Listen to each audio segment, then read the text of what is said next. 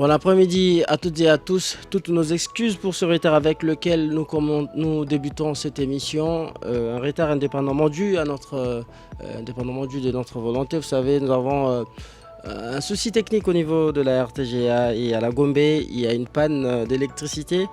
Et voilà, nous débutons cette émission réalisée de main de maître par Yannick Mahamba à la radio FM, à la régie FM, et Pedi Pereira qui est à la télévision, aux côtés de Fiestambou et David Pachera est derrière les images. Une seule thématique aujourd'hui, nous parlons de ce feuilleton, du projet de révision ou du changement de la Constitution. Pourquoi la question agite-t-elle la classe politique alors que Félix Tshisekedi n'a pas fait encore, n'en fait pas encore une priorité, vais-je dire. On en parle dans ces castings politiques avec mes trois invités dans ce studio bleu de RTGA. Je suis avec Maître Diagast Djamba. Il est cadre communicateur du MLC de Jean-Pierre Bemba. Bienvenue en débrief, Maître Diagast. Bonjour, Monsieur Christian Moses. Bonjour à mes co-débatteurs du jour. Bonjour à tous les Congolais qui nous suivent en ce moment précis. Je profite de votre micro pour poser une inquiétude que j'ai depuis un moment. Ce n'est pas un débat que je vais lancer, mais tout simplement une inquiétude. Je vous redonne la parole. D'accord. Permettez que nous présentions également d'autres invités dans ces studios. Merci. Papi Mouya, vous êtes, communicateur du parti présidentiel UDPS. Bienvenue en débrief. Merci et bonjour à mes co-débatteurs. Bonjour à vous, Moses. Je vais vous aider à ajuster votre micro. Merci beaucoup. Ok. Bonjour à tous ceux qui vont pouvoir nous suivre. C'est une fierté pour nous de pouvoir nous retrouver encore une fois de plus ici pour parler République. Et j'espère que le débat sera vraiment équilibré. Merci. Et en dernier lieu, vais-je dire, lui c'est Nathanaël Onokomba, cadre communicateur de piste pour l'émergence de cette Kikouni. Merci beaucoup, monsieur Moses. Rectification. Cadre et porte-parole du parti Piste pour l'émergence et non communicateur. Ouais. Merci pour cette invitation. Je pense que le débat serait républicain, comme l'a dit mon co-débatteur, et je pense que ça serait vraiment républicain. Merci beaucoup. On n'a pas beaucoup de temps à perdre, chers invités. Alors, vous avez suivi notre seule et unique thématique. Si vous voulez participer à l'émission, joignez-vous à nous au 097 30 50 850, 097 30 50 850. Écrivez-nous sur WhatsApp ou par SMS, vos messages seront lus le moment venu. On débrief. L'actualité politique décortiquée par les spécialistes. Jusqu'à 17h, on débriefe l'actualité. RTGA. Alors, Maître Diagast, je vous donne la parole. Vous n'avez qu'une minute 30 pour votre biscuit. L'inquiétude que j'éprouve, c'est tout simplement en rapport avec un secteur tout simplement, je vais dire, une question économique, mais qui est transversale entre plusieurs secteurs de la République. Je me suis posé mille une question, pourquoi est-ce que dans ce pays, je demande aux experts de m'éclairer, parce que je ne suis pas expert en la matière, pourquoi est-ce que dans ce pays, depuis des années, nous n'avons pas nous-mêmes notre propre usine de panification. En mon sens, je crois que le pain en tant que produit fini, ça devait être un bien des premières nécessités les plus précieux. Pourquoi est-ce que jusqu'à ce jour, l'État en tant que pouvoir central ou nos provinces en tant qu'instance régionale n'ont pas pensé à cette politique d'interventionniste et à la fois une politique de providence? Je lance la question à ceux qui sont concernés dans la matière, tous les secteurs en jeu, transversal, pour nous dire pourquoi est-ce que nous n'avons pas nous-mêmes une usine de panification propre à la République ou bien aux instances régionales. Quand j'étais enfant, je pensais que Mama Poto était une usine propre à la ville et même Covadis, mais quand j'ai atteint l'âge de la maturité, j'ai compris que toutes ces industries ne nous appartenaient pas, alors que le pain est censé être un bien qui ne peut être luxueux dans un pays comme le nôtre. Voilà, donc c'est une inquiétude que j'ai et j'exprime à ceux qui connaissent mieux que moi s'ils peuvent m'éclairer et tous ceux qui se posent la même question derrière moi. Merci, Maître Diagast Djamba. Nathanaël, avez-vous aussi un biscuit au nom de l'équité? Oui. Je donne aussi une minute. Merci vous beaucoup. Avez une minute pour ça. Merci beaucoup. Maître Diagast a dit que ce ne serait pas un débat. Je lui réponds directement que si nous n'avons pas des usines, c'est tout simplement parce que c'est la question qui bloque. Alors, comme vous m'avez donné une minute, je pense qu'aujourd'hui, le président Setski Kouni a comparé devant son juge naturel. Aujourd'hui, poursuivi pour des infractions politiques qui lui opposent à ces régimes en place. Il a comparu aujourd'hui à bonne santé, il s'est bien coiffé d'ailleurs, et il a lancé juste un message en disant que il continue de dire que le Congo va mal parce que le Katanga va mal, le Congo va mal parce que les minéraux du Katanga ne servent pas au bien-être des Congolais, mais plutôt au bien-être de certains individus. Donc pour ceux qui s'inquiètent de sa santé, il va très bien, il est bien, et il a ses mentales d'acier, et il appelle la jeunesse à se réveiller et à se battre pour le destin de leur pays. Voilà. Rapidement, vous aussi, votre coup de gueule, vous en avez Oui, discuté. Moses, acceptez quand même qu'on puisse préciser des choses. Nous avons tous suivi une intervention, je crois que c'était hier ou après-hier. Le président de l'Assemblée nationale, l'honorable Vital Kamerhe, qui a dit des choses qui n'étaient pas vraies. Surtout qu'il est professeur et qu'il y a des étudiants, des fois, qui profitent souvent quand il y a ce genre de débat pour quand même y tirer certaines leçons. La République démocratique du Congo n'a jamais atteint un budget de 163 milliards de dollars. Mais en parlant, le président de l'Assemblée nationale a laissé comprendre au public que le ministre des Finances, l'ancien ministre des Finances bien sûr, Nicolas Kazadi, avait servi ou avait fait dépenser l'argent de la République jusqu'à atteindre 52% du budget prévu.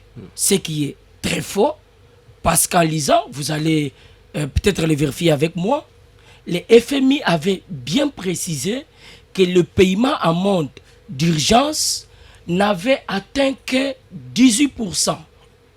On peut le vérifier. Je crois que ce sont des petites choses qu'il faudra qu'on puisse clairement présenter pour ne pas induire en erreur ceux qui ont l'habitude de nous suivre, surtout pour ne pas présenter une image sombre de quelqu'un qui a eu le temps de servir la République de sa façon. Et je crois que c'est de cette façon, en disant la vérité, qu'on va pouvoir construire notre pays et avoir un pays fort les jours à venir. Merci, Papi Mouya. Je rappelle que vous êtes communicateur de l'UDPS. On en vient directement à notre thématique. Vous savez, le parti présidentiel vient d'amorcer déjà la mobilisation pour la révision ou le changement de la Constitution. Un spot publicitaire venait d'être lancé ces jours même sur les différentes plateformes en ligne, notamment les réseaux sociaux. Alors, Papi Mouya, j'aimerais que vous preniez la question en premier. Comment comptez-vous justement convaincre tout le monde avec cette initiative, avec votre initiative qui est justement remise en question par non seulement par l'opposition, mais également la société civile et aussi l'Église catholique? Merci beaucoup Moses pour la question. Comment mettre tout le monde d'accord dans votre campagne? Je pense qu'on va continuer à sensibiliser la population, le peuple. On doit continuer à présenter le méfait de notre constitution, les points faibles de cette constitution. Vous avez suivi avec moi l'intervention de l'abbé Donatien Cholet, que nous tous nous respectons. Il a fait une sortie qui n'a pas été à la hauteur de son nom. Vous savez, quand il pense que c'est le président Tshisekedi qui cherche à changer la constitution, c'est une grosse erreur. Je ne croyais pas qu'il pourrait arriver à ce niveau.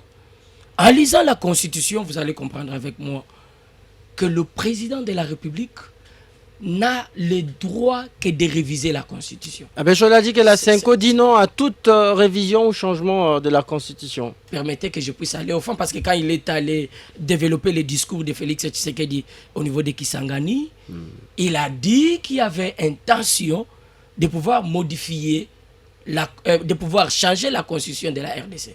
Mais il n'a pas précisé que ce n'est pas le président de la République qui change la constitution.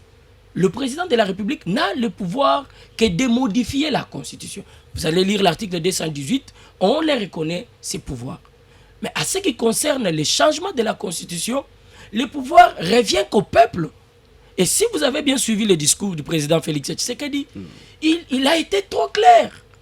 Il a laissé une voie libre, les mains libres au peuple. Il a dit clairement au peuple que c'est vrai qu'il y a des articles qui sont verrouillés, Et pour qu'on puisse arriver à déverrouiller ces articles, il faudra que le peuple puisse dire un mot. Non mais écoutez, l'UDPS, mon parti, avait déjà présenté l'idée de changer ou de pouvoir de refuser d'abord la constitution que nous avons aujourd'hui en 2006. Vous allez convenir avec moi. Aujourd'hui, les gens peuvent dire ce qu'ils trouvent normal. Mais quand vous allez au fond, d'abord avant d'entrer au fond, vous regardez la forme de notre constitution. La rédaction de cette constitution. On vous dit que la constitution de la RDC n'a pas été rédigée ici en République démocratique du Congo. C'est vrai. Mais la République qui est un pays indépendant, comment la constitution de notre pays peut se faire rédiger en dehors du pays? Pour plus de précision, quelle est la démarche menée par l'UDPS? Vous prenez le changement ou la révision de la Constitution? Je pense que les deux ne sont pas... Les deux, c'est possible qu'on puisse parler des deux. On peut voir la révision, tout comme si on trouve normal d'aller jusqu'au changement. C'est pas impossible, c'est faisable. Votre démarche paraît ici ambiguë, justement. Par rapport à quoi? Cette démarche est autorisée par la Constitution elle-même. La Constitution n'a pas refusé qu'on puisse la réviser. Elle n'a pas aussi refusé qu'on puisse la changer. Donc si aujourd'hui l'UDPS pense qu'il y a possibilité qu'on puisse modifier ou changer la Constitution, je pense que ce n'est que normal. Et c'est aussi normal que l'abbé Cholet puisse donner sa position. On est en démocratie. Et surtout qu'il faudra aussi rappeler au peuple, surtout aux prêtres catholiques, que la République démocratique du Congo, c'est un pays laïque. Ça aussi, c'est constitutionnel. Donc, il est de son droit de pouvoir donner son point de vue, mais il ne doit pas aussi empêcher les autres. Vous avez le CC pourra aussi donner son point de vue. Le musulman, et aussi à leur tour, il peut faire la même chose. Donc, on accepte que chacun puisse donner son point de vue, jusqu'à un moment où il faudra qu'on puisse faire appel au peuple. Vous savez, l'Église catholique est efficace dans ses actions de terrain lorsqu'elle mobilise, même ce fidèle, pour s'opposer à certaines actions ou démarches politiques. Il vous souviendra en 2017-2018, lorsque Joseph Kabila voulait justement modifier ou changer la constitution, l'UDPS, c'était justement... c'était allié à l'Église catholique pour faire barrage à toute démarche tendant à modifier ou soit à toucher à la Constitution. Et il faudra dire la vérité au peuple, Moses. Qui sont croyants de l'Église catholique? Et ce sont des Congolais, Moses. Et je vais vous dire une vérité. L'Église catholique, ça a l'UDPS, attention, c'est pas cette Église que vous présentez des années. Si l'Église catholique a eu à faire face à certaines réalités, attention, elle a été accompagnée par l'UDPS. Ça aussi, il faut le dire au peuple. Il faut le dire au peuple. Le parti UDPS, mon parti, continuera à sensibiliser, continuera à faire comprendre aux Congolais qu'on ne change jamais une constitution pour une personne. Non, la constitution s'échangera pour l'avantage du peuple. Vous nous suivez en direct de la 88.1 FM, fréquence radio de RTGA. Vous qui nous suivez à la radio, vous avez aussi cette possibilité de nous regarder en direct à partir de votre smartphone en téléchargeant l'application de BlueSat dénommée Blue OTT International. Blue OTT International, canal 973 sur RTGA World. Vous nous suivez également à la télévision sur Canal+, canal 600... Canal 365, justement. Merci, Pédi Pereira. Alors, Maître Jagas Djamba, semble-t-il que la démarche de l'UDPS ne conforte pas tous les alliés de Félix Tshisekedi. Quel est l'avis de votre parti, le MLC de Jean-Pierre Bemba? Êtes-vous contre ou pour l'initiative de réviser ou d'échanger la Constitution? Moses, je crois qu'avant de répondre à une quelconque question, on doit poser les bases. Les bases sont telles qu'il faut d'abord connaître c'est quoi une Constitution. Ensuite, il faut dire s'il faut non réviser, soutenir avec des arguments solides, pas avec des intentions ou des émotions. Et enfin, il faut élever l'équivoque selon qu'il s'agit du changement et modalité des changements, comment on en arrive. La Constitution, en termes clairs, beaucoup de gens le savent, mais je vais effacer un peu une forme d'ambiguïté qui se présente aujourd'hui. La Constitution, en fait, ce n'est pas le texte que nous avons. Le texte était tout simplement un support qui vous donne un miroir matériel de la Constitution. Mais en fait, la Constitution, c'est la norme d'abord, c'est-à-dire un conglomérat de normes que vous avez érigées en principe qui cimentent votre société. C'est même ça, la Constitution. C'est comme ça que vous verrez dans des États comme en Grande-Bretagne, vous n'avez pas une Constitution écrite. Vous allez en Nouvelle-Zélande, vous ne verrez pas une Constitution écrite. Vous allez en Israël, vous n'aurez pas une Constitution sous la forme écrite comme chez nous. Vous allez même en Arabie Saoudite, ils ont un texte sacré qui est religieux, qui sert de constitution. Mais en fait, la Constitution, c'est les habitudes qu'ils ont consacrées en normes. Alors, pour autant que la Constitution, ce n'est que ce que vous êtes, vos habitudes. Si les hommes sont dynamiques et évolutifs, ça veut dire que les constitutions également doivent être évolutives. Un constitutionnaliste des renom au nom de Royer Collard disait en son temps que les constitutions ne sont pas des tentes dressées pour les sommeils. C'est-à-dire que les constitutions s'adaptent aux réalités de la société. Et les réalités doivent être soit structurelles ou conjoncturelles. C'est-à-dire qu'en fait, la notion de la révision constitutionnelle ne devrait pas être un tabou pour autant que même la Constitution prévoit les mécanismes des révisions. Moi, à mon sens, à notre niveau, nous avons même détecté plus de 49 dispositions devant faire objet des révisions constitutionnelles dans notre pays. Il ne faudrait pas qu'on puisse c'est-à-dire maquiller ou dénaturer le sens d'une réforme constitutionnelle. Je vous donne, parce que je n'ai pas assez de temps pour vous parler de toutes les 49 dispositions, mais je peux vous donner tout simplement 3 dispositions qui peuvent faire l'objet d'un débat républicain. On réfléchit ensemble. Je vous donne un cas. Au niveau de l'article, nous avons tous ici connu, parce qu'on a tendance à dire que les réformes constitutionnelles n'engage pas les réalités sociales. Mais je vais vous expliquer ici à nous tous comment est-ce qu'il y a symbiose et mariage de tous les deux cadres, qu'il s'agisse des cadres normatifs et des cadres de gouvernance. Vous prenez l'article 106. Nous avons connu un problème avec le dossier Bukangalonzo ici. C'était, je crois, une affaire de 387 millions sortis pour phase d'essai avec l'histoire des maïs des parcs agro-industriels. Nous avons tous ici suivi le principal suspect. Je n'incrimine personne, mais le principal suspect dans l'affaire Bukangalonzo est connu. Mais jusqu'à ce jour, les principaux suspects ne peuvent pas être jugés. Faute de quoi?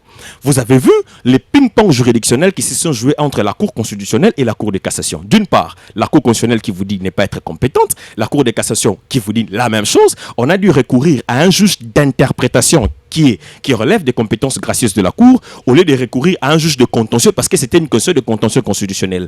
Est-ce qu'il n'y a-t-il pas moyen de revoir dans quelle mesure on peut clarifier l'article 106 alinéa 2 de la Constitution? Ça, c'est un élément. Deuxième élément, vous prenez l'article 107 de la Constitution, notre Constitution actuelle, où on vous dit clairement que le parlementaire, dans l'exercice de ses fonctions, peut être poursuivi en cas de flagrance. Mais vous prenez l'article 106 de la Constitution quand on parle des membres de gouvernement. Ceux qui manient notre argent, ceux qui manient les ressources du peuple, eux, la Constitution n'ouvre même pas une brèche pour parler des flagrances en cas de poursuite. On ne parle que de poursuite votée au 3/5e au niveau de l'article 166 de la Constitution, alors que l'article 107 ouvre la brèche des flagrances pour les parlementaires. Et je finis par ce dernier exemple. Aujourd'hui, dans notre pays, dans ce pays, nous avons connu un moment donné où il y avait une forme de dichotomie de vision entre le président de la République et le chef du gouvernement, à l'époque du gouvernement Ilunga Kamba. La vision du chef du gouvernement qui ne se mariait pas avec la vision du chef de l'État. Mais qu'est-ce qui s'est passé? Nous avons connu un temps où la République était pratiquement sous la forme d'un cric parce qu'il y avait une crise. On ne tenait plus de conseil des ministres pendant 6 mois. Pendant tous ces temps, qui croupissait? Ce n'était pas Tshisekedi, ce n'était pas les membres du gouvernement, c'était le peuple. C'était moi, c'était vous. Parce que les options de gouvernance n'étaient pas levées. N'y a-t-il pas moyen, quand bien même Kilou Kamba, l'ancien Premier ministre, Joseph Kabila, n'avait pas... en fait, Tshisekedi n'avait pas la majorité, quand bien même qu'ils n'étaient pas dans la cohabitation, mais ils étaient dans la coalition, mais leur point, leur vue... Il y avait toujours divergence de vue. Non, là, vous entrez dans les considérations systémiques du jeu politique.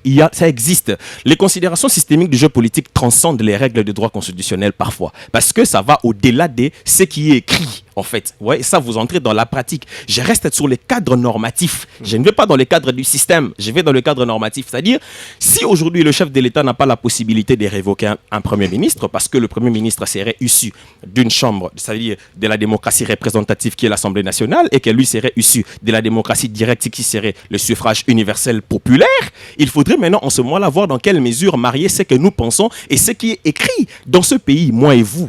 quand il y a un problème, les opposants et même nous-mêmes, des fois, nous disons, dans le peuple, c'est-à-dire le peuple, les citoyens lambda, quand il y a un problème, on ne voit jamais le chef du gouvernement.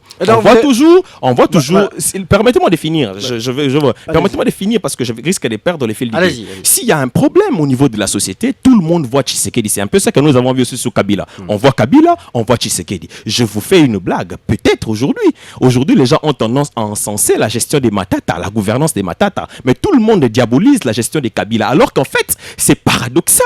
C'est une forme de canular qui ne dit pas son nom. On ne peut pas avoir le bilan d'un chef de l'État positif ou négatif et le bilan d'un chef de gouvernement négatif parce qu'au nom de la solidarité de l'exécutif, ils sont liés. Mais non, au niveau de notre peuple, ce que notre peuple pense, c'est que c'est le chef de l'État qui est responsable de tout. Mais au niveau de notre armature juridique, l'article 92 de la Constitution vous dit clairement que le pouvoir réglementaire est détenu par le Premier ministre qui dispose du pouvoir réglementaire. Ça veut dire c'est lui qui gère la République. Mais le citoyen lambda ne voit pas le chef du gouvernement. Comment écraser cette dichotomie qui existe entre ce qui est pensé par le peuple et ce qui est écrit dans la norme? Il faut revoir la Constitution et marier les réalités normatives aux réalités anthropologiques et sociologiques. Maintenant, je vais au niveau du changement.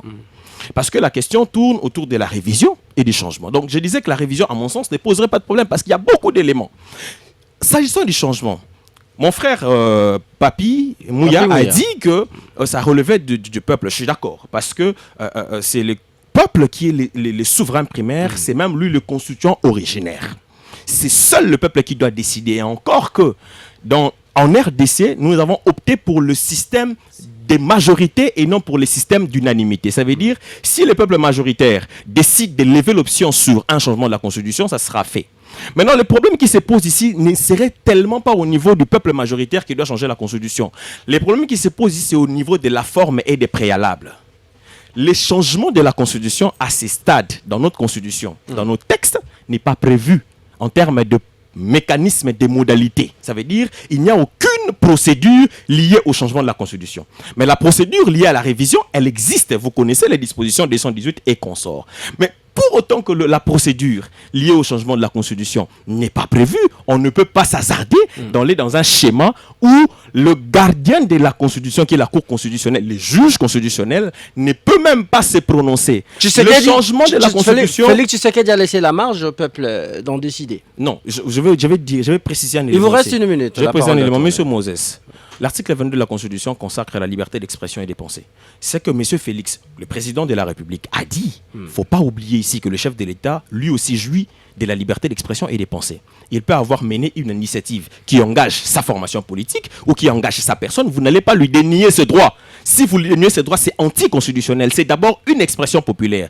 Pour que l'option du changement soit levée, je connais, nous, au niveau de l'Union sacrée, il y a des organes qui décident des options qui sont levées. Mais vous n'allez pas dénier à une formation politique le plein droit de la liberté d'expression et de pensée. C'est une qui concerne une formation politique qui ne concerne pas encore la plateforme Union Sacrée. Donc, il faut faire la part des choses entre l'UDPS et l'Union Sacrée. L'UDPS a le plein droit de penser à conserver les pouvoirs le plus longtemps que possible. Mais l'option levée par l'Union Sacrée n'est pas encore à jour. Et c'est pourquoi ici, je vais élaguer un faux débat. J'écoute, dans mes 30 secondes qui restent, j'entends souvent les gens dire, est-ce que c'est la révision ou le changement de la Constitution qui va faire en sorte que Banzele est Tongama?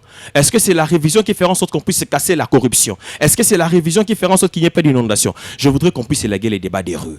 Monsieur Moses, il faut dissocier les débats du cadre normatif au débat des gouvernances. Dans chaque État, il existe les débats de cadre normatif et les débats des gouvernances. Aux États-Unis, par exemple, la Constitution de Philadelphie de 1787. À ce jour, cette Constitution est à ce 27e amendement. Vous allez me dire qu'aux États-Unis, il n'existe pas de problème d'ordre de gouvernance. Vous avez connu le scandale avec George Floyd et que sais-je encore. Les problèmes de gouvernance existent, mais il faut dissocier les problèmes de gouvernance au cadre normatif. Le cadre normatif vous cimente le cadre selon lequel on doit naviguer dans l'exercice du pouvoir, alors que le défi de gouvernance fait appel aux indicateurs économiques, aux indicateurs sociologiques, aux indicateurs anthropologiques et même philosophiques et idéologiques. Donc il faut dissocier les débats, qu'il s'agisse, non, ce n'est pas la Constitution qui fait ceci, non, il faut dissocier les débats. Si on veut un débat sur la gouvernance, on fera un débat sur la gouvernance. Mais selon l'UDPS, vous entendez l'argumentaire de l'UDPS, le cadre normatif aussi poserait problème quant à la gouvernance. Félix Tshisekedi il a même soulevé cette problématique en fait, cette modalité de nomination du Premier ministre, et tout récemment, l'expérience nous renseigne avec Judith Souminois, cela a pris beaucoup de temps. Il a cumulé le retard pour qu'enfin il puisse nommer le Premier ministre. Vous savez, je disais ici que le cadre normatif, en fait, le cadre normatif vous donne l'ossature des institutions. Comment est-ce que les institutions doivent être de manière sous la forme anatomique.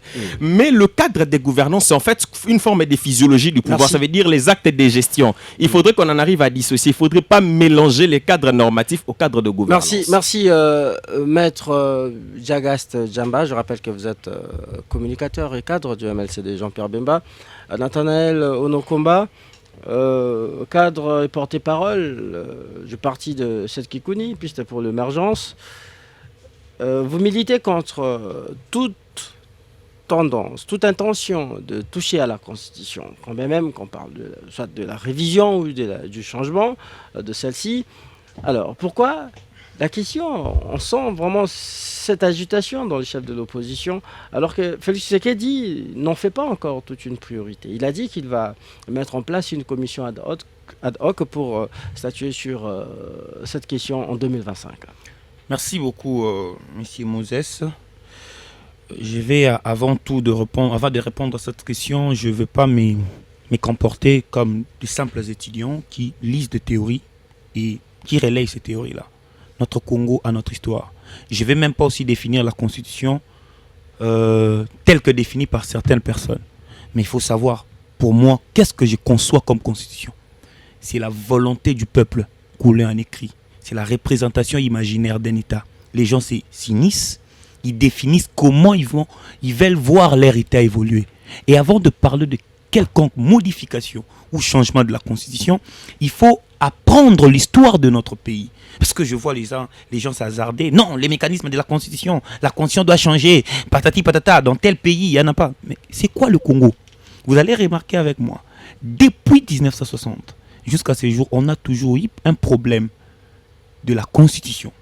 Et la Constitution a un petit souci, c'est-à-dire unifier le peuple congolais.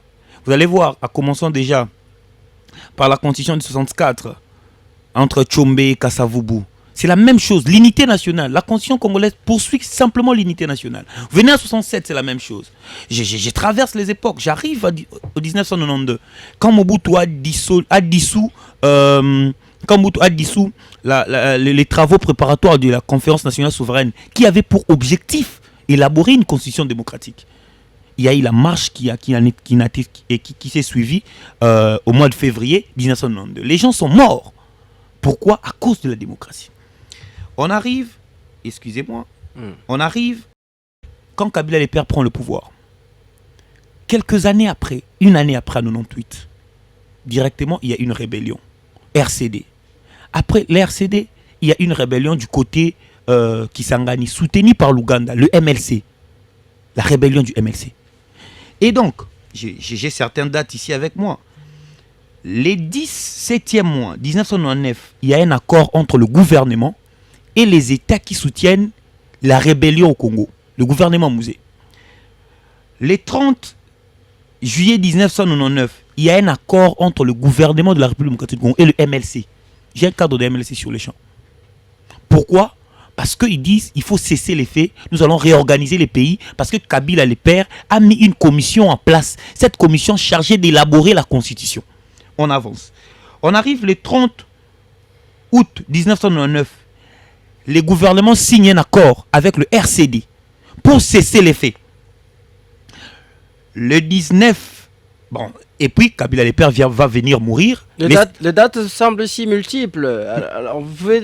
Non, vous savez, l'erreur avec beaucoup de nous aujourd'hui, les gens ne maîtrisent pas l'histoire de notre pays et ils se lancent dans les débats. Je vais y arriver, s'il vous plaît. Puisque vous parlez de l'histoire, puisque vous remontez dans les temps, Joseph, je veux dire ici, Joseph Kassavubu avait touché à la Constitution, Mobutu plusieurs fois. Est-ce que vous pouvez me laisser finir? C'est très capital. Ça s'enseigne à l'université. Les autres n'étudient pas cela. Et je prends cette occasion pour donner ça même à ceux qui nous suivent. C'est important.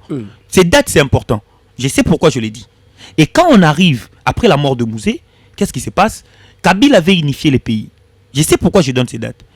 Et Kabila, le 19 avril 2002, à Sun City, prévoit de signer un accord avec Jean-Pierre Bemba. Cet accord qui voulait faire de Jean-Pierre Bemba Premier ministre. Cet accord-là, boycotté par plusieurs, et c'est comme ça qu'on convoque une autre réunion. Laissez-moi parler. Nous parlons de la Constitution, la thématique sur la Constitution. C'est ça que je suis en train d'arriver.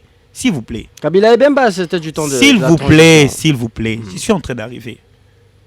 En 2002, Kabila voudrait signer un accord avec Jean-Pierre Bemba pour unifier les pays. Et c'est comme ça que le 30 septembre, et c'est comme ça qu'il y a eu cette constitution de la transition au mois d'avril. Maintenant, cette constitution de la transition avait pour quel objectif? C'est de nous doter des institutions, une nouvelle constitution qui va cimenter les pays, qui va mettre ensemble le peuple, qu'il n'y ait plus de rébellion, qu'il n'y ait pas de mouvements sécessionnistes, qu'il n'y ait pas de divisions, qu'il n'y ait pas ceux qui vont dire nous sommes un peuple supérieur que les autres. Raison pour laquelle quand vous lisez l'exposé des motifs de notre constitution, vous allez voir ça répond à tous ces problèmes. Pourquoi j'ai donné cette historique? J'ai donné cette historique pour permettre aux gens de voir les dangers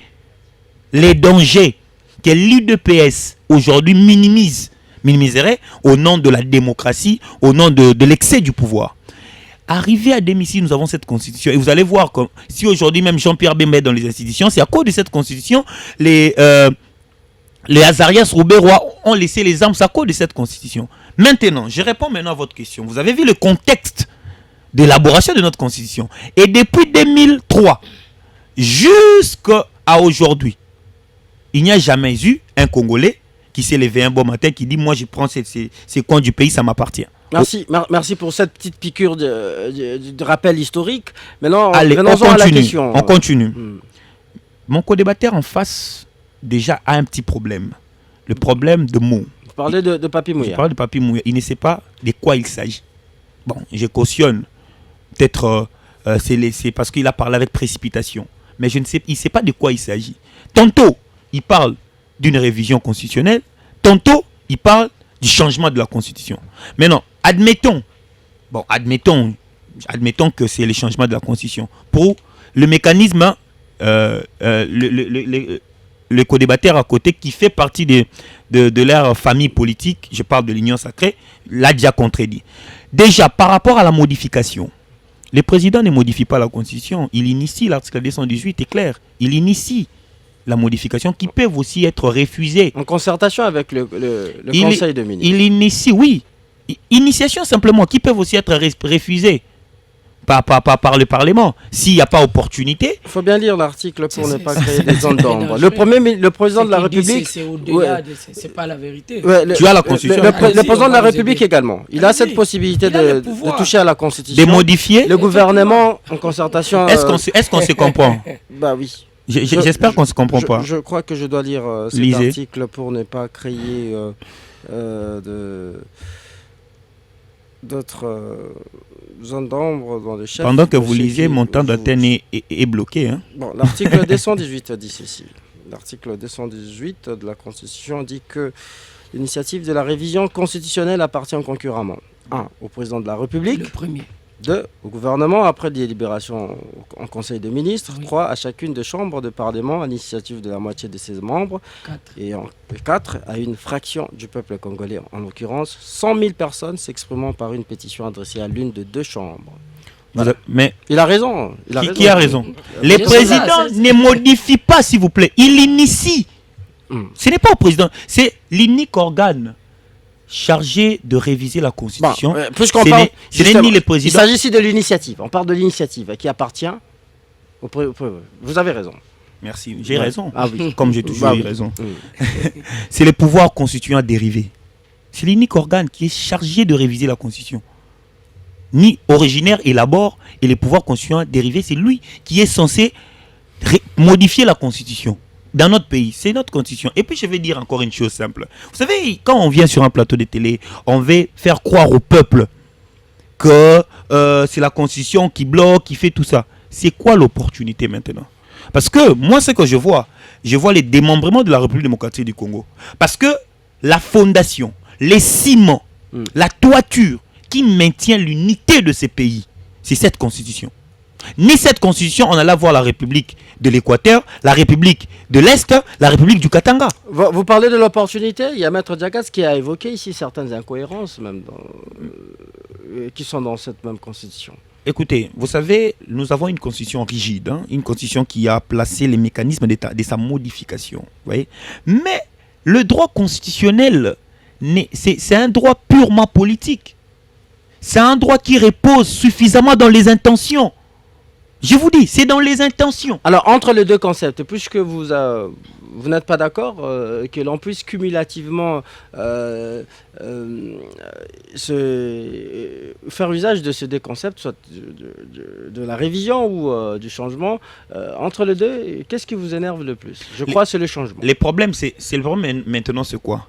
C'est quoi l'opportunité? C'est quoi l'intérêt? Il y a déjà un gouvernement en place. Oui, le président n'a pas un problème de mettre en place son gouvernement. Il a déjà son gouvernement. Le président n'a pas un problème de valider les mandats. Il a déjà son mandat.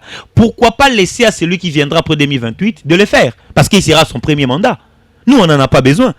On a plus besoin de lui par rapport à la sécurité à l'Est. On a plus besoin de lui par rapport à une bonne politique de gouvernance ici au pays. On n'a pas besoin qu'il modifie pour nous la constitution. Parce que quand nous, on serait au pouvoir, on va modifier ça si c'est important. On n'en a pas besoin. Si lui veut aider les pays aujourd'hui, c'est faire en sorte de répondre aux questions posées par le peuple. Parce qu'il y aura un nouveau président en 2028. Et laisser ce président-là, il sera à son premier mandat, il va faire tout ça. Mais aujourd'hui, l'intention malsaine, écoutez le président ce qu'il dit. Nullement, dans notre constitution, dispose que pour verrouiller l'article 220, il faut que le peuple puisse faire quoi que ce soit. Pour déverrouiller. Pour déverrouiller, merci. Il faut que le peuple fasse quoi que ce soit. Et je doute fort que ni M. Mouya qui est devant moi, ni le président de l'IDPS, AI je parle, qui maîtrise ne serait-ce que 15 dispositions de notre constitution. Ils n'ont même pas encore utilisé ça. Mais ils pensent que la constitution, elle est mauvaise. Le peuple est souverain, le peuple, il n'y a aucun pouvoir au-dessus du peuple, il peut en décider. On a d'abord un problème. Est-ce qu'on a un peuple congolais? Est-ce que tu es d'abord congolais? Est-ce que je suis congolais? Quel est l'élément qui atteste la nationalité congolaise de M. Mouya et moi? C'est quoi? On n'en a pas. On a un Congolais. Merci. Vous allez demander maintenant le recensement ou le référendum avec quoi?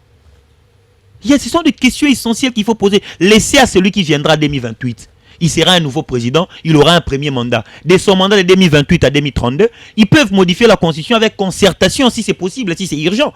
Parce qu'il aura un problème de validité des mandats, tout ça. Mais pas si c'est second mandat où l'Est du pays est attaqué, on a un problème de social, on a tous ces mots qui rongent la population congolaise aujourd'hui, c'est la constitution qui est le problème principal. Non, merci. Je ne pense pas. Papi Mouya, vous avez suivi votre co-débatteur, Maître Diagas, avec qui vous êtes dans une même coalition, l'Union Sacrée. Il est tout à fait d'accord avec le changement et non avec la révision et non les changements. Est-ce que votre démarche ne risque-t-elle pas aussi de fissurer la famille politique de Félix Tshisekedi? Moses, aujourd'hui vous avez mis en difficulté mon frère Nathanaël qui, pendant tous ces temps qu'il a pris la parole, je n'ai presque rien compris, sincèrement. Parce que la question a été claire. L'initiative de la révision de la Constitution peut venir du président de la République. Je n'ai pas dit le contraire. En dehors du président de la République, vous avez lu cet article. Vous avez dit qu'il peut changer. Non, on parle de l'initiative. Non. Le président de la République n'a pas le pouvoir de changer la Constitution. De modifier, pardon. Vous avez parlé de modifier. Voilà. Il faut préciser les choses. Il faut les préciser. Je ne vais pas peut-être descendre et j'aimerais à ce que je puisse proposer des idées claires aux Congolais. Je vais dire quelque chose qui est vrai. Mon frère de MLC a dit clairement que la modification, oui.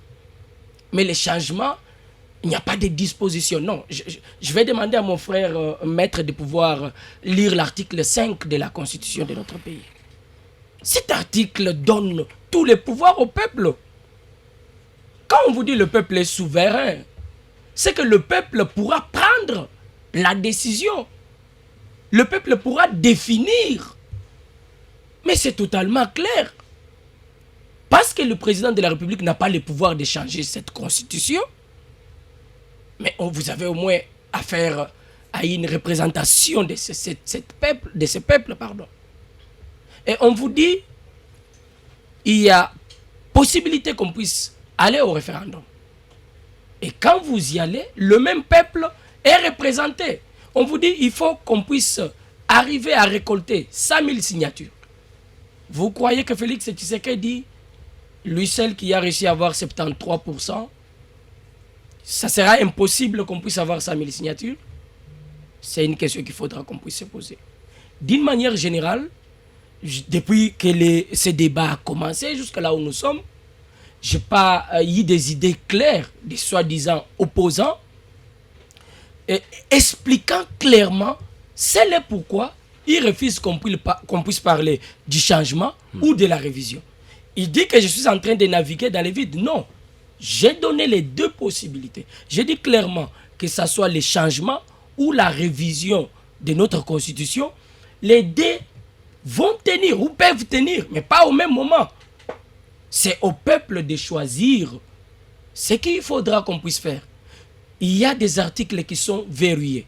Déjà, quand il faudra parler de la révision, la Constitution est claire. Alors, la Constitution donne des idées nettes. Permettez que je puisse... Vous n'avez que 3 minutes pour cette prise de parole. S'il faut parler de la révision, oui, la Constitution donne des modalités. Mais lorsqu'il faut parler du changement, ça veut dire quoi? Ça veut dire lorsque vous avez des articles qui sont verrouillés, vous n'avez pas d'autre choix que de recourir au peuple.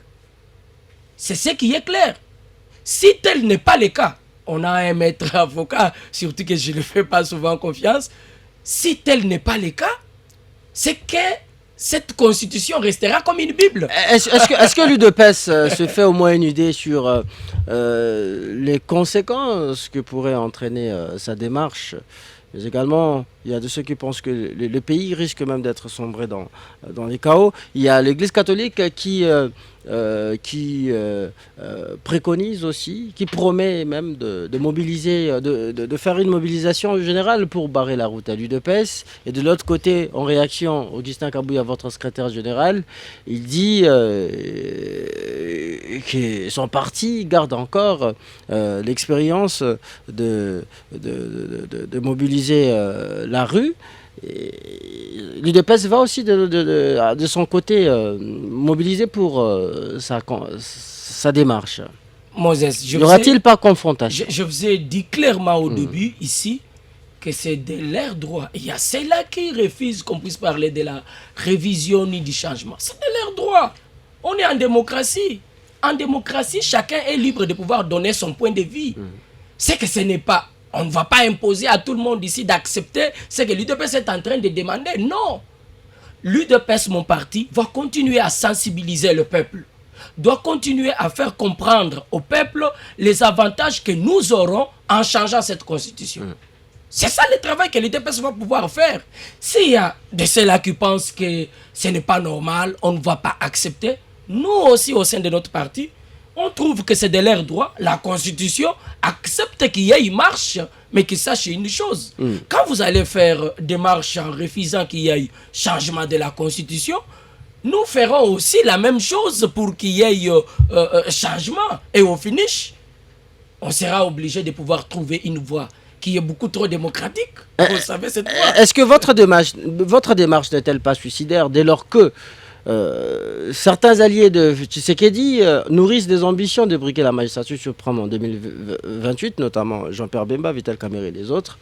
Mais déjà, parler de la révision, c'est là, sous-entend que l'on va revoir, le compteur sera retourné à zéro, le compteur du nombre de mandats du président de la République, et on passera à la quatrième, on passera de troisième à la quatrième République. Est-ce que cette démarche n'est-elle pas suicidaire? Je vous pose cette question. Moses, l'UDPS, mon parti, n'a jamais été contre les rêves de certains leaders de l'Union sacrée de devenir président de la République. L'UDPS n'a jamais été contre. L'UDPS, mon parti, est en train de sensibiliser, de pouvoir se battre pour expliquer une idée claire ici au peuple et non aux leaders de l'Union sacrée. Attention, on n'est pas contre eux. Si quelqu'un pense que les choses à venir, il peut pouvoir postuler afin de devenir président de la République, mais c'est normal, ce sont des Congolais. L'UDPS ne peut pas mener des démarches qui vont pouvoir empêcher les autres. Non, nous sommes au pouvoir, nous sommes en train de travailler pour le bien-être de ce peuple congolais. Merci. Le peuple qui a eu à faire confiance au président Félix Tshisekedi, je pense qu'ils vont pouvoir laisser le temps au chef de travailler et de pouvoir apporter des solutions pouvant aider la République démocratique du Congo à aller de l'avant les jours à venir. Au nom de la coalition, Maître Djagast, Djamba, on peut tout de même accompagner Tshisekedi, même s'il osait à changer la constitution. Je vais rectifier un élément. Vous avez dit ici que je m'étais opposé au changement. J'ai dit ceci, que la question jusque-là est élevée par l'UDPS. Et l'Union sacrée en tant que corporation, la question n'a pas encore été levée au niveau de l'Union sacrée. Et j'ai dit ceci, pour répondre à mon ami Papi, qui dit que je devais lire l'article 5. En fait, l'article 5 pose tout simplement le fond de ce qu'il faut entendre par un référendum. Mais l'article 5 ne vous donne pas la structure formelle du référendum. C'est-à-dire, vous avez au niveau de l'article 161 de la Constitution, il est clairement dit que le juge constitutionnel est le juge du contentieux du référendum. Mais comment est-ce qu'on en arrive à déclencher ou initier le référendum? Ce n'est pas prévu. Ça aurait été le cas, par exemple, vous prenez l'article 166 de la Constitution, où on vous parle de mécanisme d'impeachment, comment déchoir un président de la République en fonction ou un premier ministre en fonction. Je vais vite lire l'alinéa premier de l'article 5 qui dit la souveraineté nationale appartient au peuple. Bien sûr. Tout pouvoir émane du peuple qu'il exerce directement par voie de référendum ou d'élection et indirectement par ses représentants. Qu'il exerce directement par voie de référendum. Quelle est la procédure maintenant du référendum? Parce que quand vous dites les élections, vous avez un cadre qui organise les élections, n'est-ce pas? Vous avez une institution qui organise les élections, n'est-ce pas? Vous avez les juges électoraux en cas de recours. Maintenant, en ce qui concerne le référendum, vous avez le juge constitutionnel qui juge de contentieux. Maintenant, l'initiative, quand on parle du référendum ici, mon ami a évoqué l'article 218 qui parle des pétitions. Les pétitions et des référendums ne sont pas les mêmes choses. En fait, les deux modèles, ce sont des modalités de ce qu'on appelle la souveraineté populaire. Parce que l'article 5 met en mariage la souveraineté nationale et la souveraineté populaire ensemble. La pétition n'est pas le référendum. Non, la pétition, c'est on initie une possibilité. C'est-à-dire quoi? Nous allons vers une démarche pour exprimer ce que nous pensons et nous donnons à la chambre représentative pour que la chambre puisse statuer. Alors que le référendum, c'est quand l'on vous pose une question sur un sujet de la République, vous devez répondre par oui ou non. Ce sont des modalités de souveraineté populaire, mais ce n'est pas la même chose. Dans le référendum intervient à quel moment? Justement, c'est où je voulais en venir.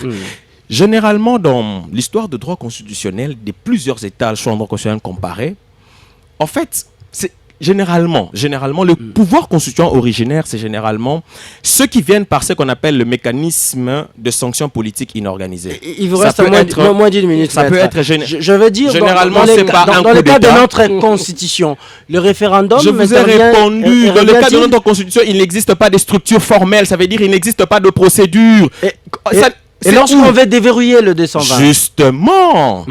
Quand on parle des articles 220, ce sont des dispositions intangibles. C'est ce qu'on appelle en droit constitutionnel des effets cliqués. C'est-à-dire les acquis que nous avons en termes de démocratie et que si nous décidons de les déverrouiller, c'est comme la théorie de l'œuf. Bon, pas seulement que vous perdez tout ce qu'il y a comme nutriments. Si vous déverrouillez l'article 220, s'il vous plaît, si vous déverrouillez l'article 220, ça veut dire que vous dénaturez la Constitution, vous la changez, en fait, vous la déverrouillez de sa propre substance. Vous voyez, ça c'est un changement. Et moi, je ne suis pas prononcé sur le changement parce que je vous dis ici que le référendum, qui est un mécanisme de souveraineté populaire, n'a pas de structure formelle, n'a pas d'assises. S'il y avait d'assises sur le référendum, je me prononcerais. Mais il y en a pas. Le juge constitutionnel, vous savez, mon ami, le porte-parole du président 7, quand vous lui avez posé la question, j'ai vraiment voulu comprendre les leitmotifs de ses motivations. Tout ce que j'ai retenu, c'est qu'il parlait de l'opportunité. En fait, l'opportunité, c'est que mon ami peut-être ignore, ou bon, je ne lui dirais pas qu'il ignore, je ne lui porte pas des intentions, c'est que mon ami a peut-être oublié. C'est lui qui juge de l'opportunité quand on est en droit administratif, c'est soit l'autorité administrative ou les juges administratifs.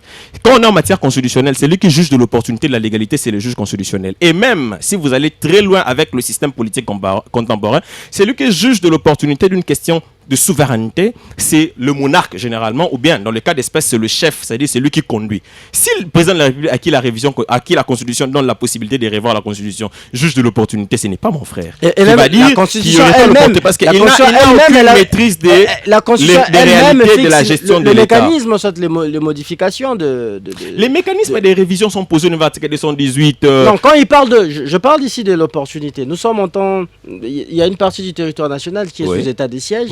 est-ce que cela nous permet... Non, il a parlé de l'opportunité en matière de révision. Vous voyez?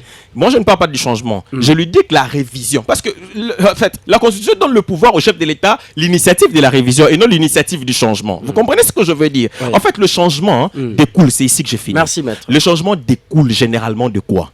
D'une élection d'une assemblée constituante. Ça veut dire, vous mettez en place une assemblée pour élaborer, rédiger une constitution qui sera soumise par voie de référendum au peuple. C'est en ce moment-là qu'on peut parler d'une constitution définitive et qui a comme conséquence d'engendrer une nouvelle république. Ça veut dire que toutes les institutions reprennent à Beauvau, comme on appelle. À Beauvau, ça veut dire compteur à zéro. Et il ne faudrait pas ici faire de l'amalgame. L'opportunité est jugée en fonction des autorités compétentes et habilitées et non en fonction des personnes qui n'ont pas qualité et qui n'ont pas mandat. Nathanaël, si vous suivez les arguments de sociétaires de l'Union Sacrée, beaucoup plus de ceux de l'UDPS, leur démarche semble ici inéluctable. Il tient mordicus à toucher à la Constitution. Alors comment entrevoyez-vous la suite de ce feuilleton? Est-ce que l'opposition sera à même d'empêcher Félix Tshisekedi à parvenir à cette fin? Toucher, soit... réviser, soit changer la Constitution. Dès le début, je l'ai dit. Pour moi, personnellement, la Constitution, c'est la volonté du peuple coulée en écrit, simple. Donc c'est une représentation imaginaire. Le peuple se décide de comment est-ce que sa société sera érigée. Alors, déjà, au Congo, je ne sais pas, l'impeachment au Congo n'existe pas. Nous avons une cour constitutionnelle qui existe, qui poursuit le président de la République. Donc il faut aller voir ça aux États-Unis, où les chambres de représentants et les congrès se transforment pour poursuivre le président de la République en place. Ici, nous avons une cour constitutionnelle conformément à l'article 164, vous allez voir. Déjà, il me parle de l'autorité qui peut vérifier l'opportunité. Je ne suis pas là-dedans. Je ne fais pas aussi un débat à se comporter comme un juriste, vouloir avoir raison.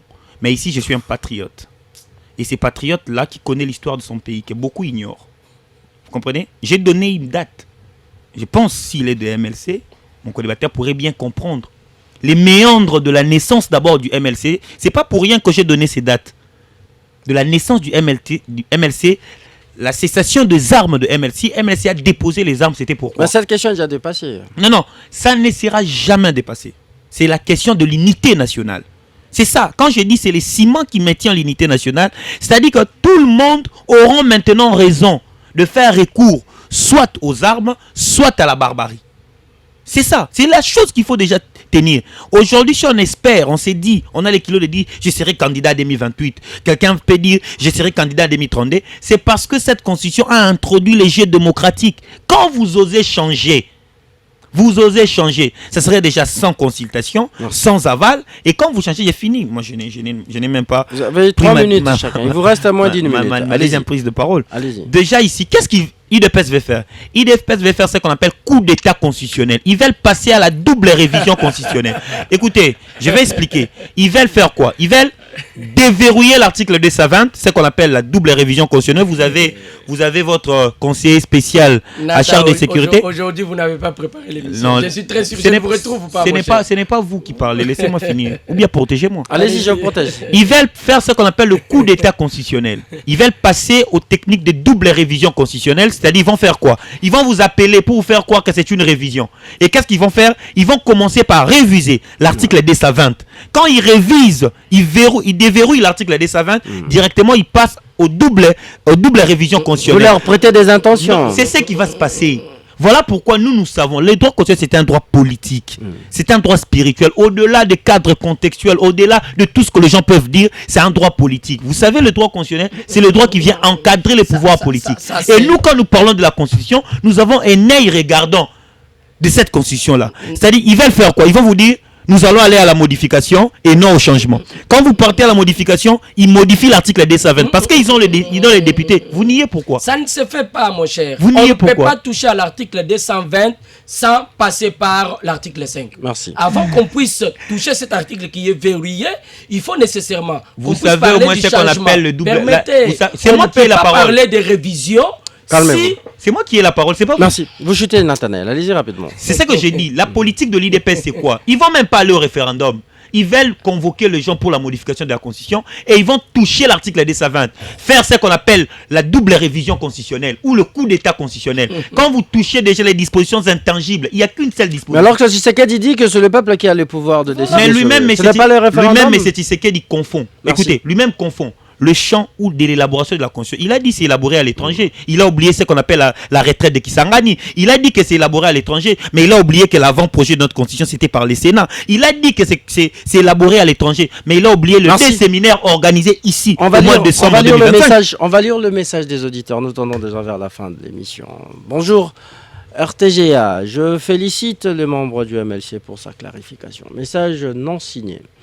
Bonsoir. RTGA, cette constitution, sa place, c'est à la poubelle, puisqu'elle est étrangère. Message de Eman Kayembe depuis Massina sans fil. Autre message. Salut RTGA, c'est Papa Djouamongafula. Que Mouya me réponde si on change la constitution, donc tout reprend à zéro. Donc même Kabila sera éligible aux élections de 2028. La guerre de l'Est est comme la plaie sur le pied d'un diabétique. Alors guérir la plaie, c'est gaspiller les temps. La solution, c'est couper la jambe. Faisons la guerre avec le Rwanda. Moses, j'ai quand même le droit de répondre. En un mot.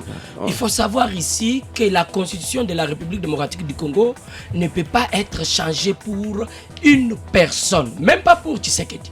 La constitution sera touchée pour permettre à la République démocratique du Congo de prendre des nouvelles bases, de pouvoir avancer selon les réalités de la République démocratique du Congo. Michel depuis Kimpese, il nous dit salut ma radio, est-ce que l'Église catholique ne peut pas intervenir à nos enfants qui n'étudient pas, eux toujours la politique, que la Synco intervienne d'abord en ce qui concerne la perturbation des cours de nos enfants, qui laisse les politiciens manipuler la population. Bonjour cher grand Moses Masunga et félicitations pour les castings équilibrés de cet après-midi. Le peuple congolais attend impatiemment les changements de cette fameuse constitution qui nous tire vers le bas. Némi Mutombo, depuis Bumbu. Bonsoir, RTGA. Ceux qui ne veulent pas que la Constitution soit modifiée attendent peut-être quand ils seront au pouvoir, mais nous croyons que le moment est indiqué pour changer cette Constitution. Un message de Malou Angalima. Bonsoir, ma radio. Malheur à l'UDPS et ses mensonges auxquels nous en sommes fatigués. En 2016, l'opposition a essoufflé et c'est grâce à la mobilisation de l'Église catholique que l'UDPS accédera frauduleusement au pouvoir. Que l'UDPS soit au moins reconnaissante envers cette Église. Mon après-midi, ma radio demande à messieurs de l'UDPS si la Constitution empêche à monsieur Chilombo d'aller à Bunagana. Il nous a promis de donner sa vie pour la paix à l'Est. Message non signé. Deux derniers messages. Bonjour ma radio, c'est Nathan Seki. La révision de la Constitution n'est pas interdite car les acteurs de cette initiative de la révision constitutionnelle sont énumérés par l'article 218 de la Constitution. Un long message que j'ai écourté, on va peut-être finir avec cet auditeur. Il dit, du maître Zachary, bonjour ma radio, la Constitution ne règle pas tout car elle ne détermine que le principe en grande ligne. Et donc la mauvaise gouvernance dépend de l'éducation de base des animateurs des institutions et non le problème de la Constitution. Et c'est la raison pour laquelle les lois organiques existent. Dernier message, bonsoir. Qui maudit... Un message déjà très compliqué. Bonjour RTGA avait posé la question à l'homme de cette qui connaît. Quelle est la disposition de la Constitution que l'actuel président n'a pas les droits d'initier la révision? Seul le président qui viendra en 2028 a ses droits. Et quel est l'article qui parle de l'opportunité? Antoine Amombélé. Alors, de ces messages d'Antoine Amombélé, nous mettons déjà un terme à l'émission d'aujourd'hui. On débrief que vous allez suivre tout à l'heure en rediffusion à 22h30, heure de Kinshasa, et à 23h30, heure de l'Est du pays. Vous nous suivez à Goma sur 87.5 FM. Cette émission a été réalisée par Pedi Pereira et Yannick Mahamba à la radio comme à la télévision. Et Fiestambou était à la régie télévision. Christian Moses Masunga, qui vous parle, vous l'avez présenté. Et David Pachera était derrière les images. On se retrouve demain pour un nouveau numéro de votre émission. Restez avec nous sur RTJ, abonnez-vous de nos programmes. À très vite.